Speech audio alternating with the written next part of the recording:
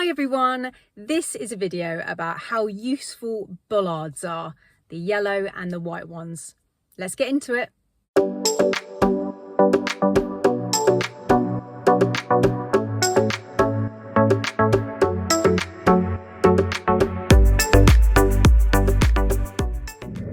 Okay guys, so this is a video about using the bollards, the sort of rectangular ones with the yellow and the white plastic, and the keep left arrow, or sometimes keep right depending on the bollard.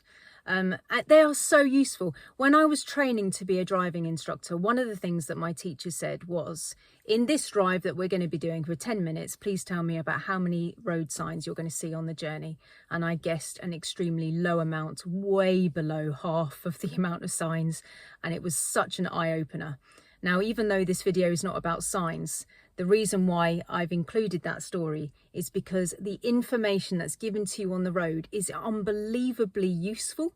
There are signs for everything. If there's a slight bend, you're going to have a sign for it. There's a sign for everything that you need. You just need to see these things. So we can do another video about signs, but this one is specifically about bollards. Now, I'm going to start this video with simple bollards when you're turning right, and that will make sense to you very much.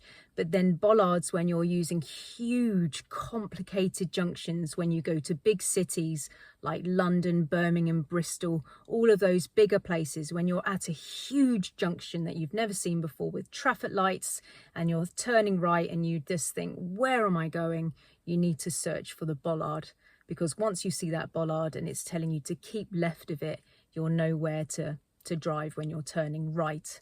They're everywhere. You can use them in all situations, but when you're turning right, they are so useful, especially at huge traffic light junctions like crossroads and complex junctions. All right, guys. So I really hope this video helps you, and happy driving. Okay, so let's just start this little video with a basic turn right, so major to minor. So we're turning right, so it's mirror signal position, looking at the bollards there, knowing that we need to turn in and following the blue arrow that says keep to the left. Now when you enter a new road, you need to position near the curb, so your passenger is nearest to the curb when you enter the road, unless you know specifically that you're turning right or if you're overtaking.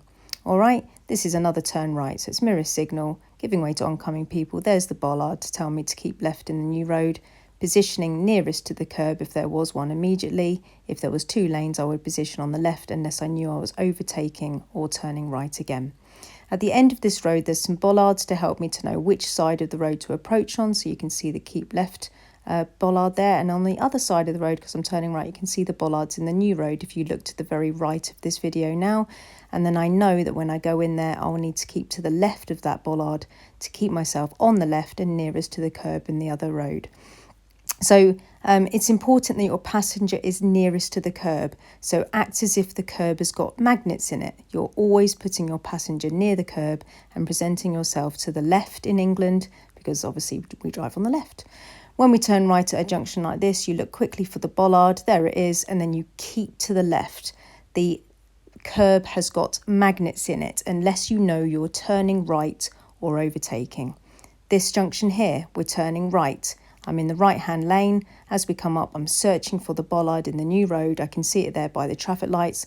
I know to keep to the left. I know to keep to the left because of the magnets in the curb. And then I'm in the non-overtaking lane. So if I wanted to overtake, of course, then that would be different. Or if I knew that I was turning right later, then that's fine. Okay, so I'm turning right at this junction. So of course, into the lane on the right here, and then I'm searching next to the nose of the van on the very, very right. You can see the bollard there. Now this was a little bit tricky, this junction, to actually capture on camera, because the police actually came towards and really ruined the traffic there. But you can see that bollard on the right as I take my turn. And then obviously this is a little place where the shops are, but nearest to the curb when I go in, if there was two lanes again, because magnets in the curb. And here's just a couple more examples. At these traffic lights, I'm turning right. So as I turn right, magnets on the curb on the left, looking for the bollard. There it is, I can see it. And again, magnets on the curb, keeping to the left as I do the turn. Here's other examples of bollards, keeping to the left of them to do this double mini roundabout. So they can be anywhere. They can be in islands. They can just be on random islands that are just situated in the road, just to help you to know which side of the bollard to drive on. So they can just be randomly in the road, but they are extremely useful for turning right. The more complicated the junction, the more you need to look for the bollard and be ready to be on the left. Here's an example of a keep left bollard, but then another one, keep right, if you look really far ahead. So that's a keep right one as well. So it's organising the traffic very, very carefully here, which is also very useful. They are everywhere. Once you start noticing them, there are thousands of these. They are so useful. I really hope this video has helped you.